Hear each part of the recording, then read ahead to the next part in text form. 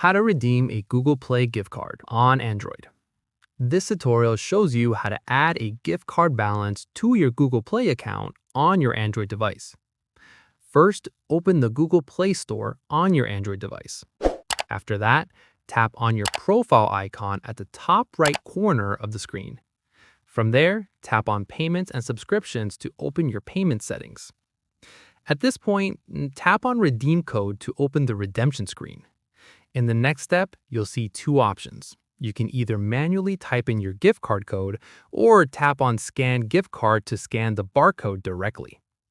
Following this, if you're typing it in, enter your gift card code carefully in the field provided.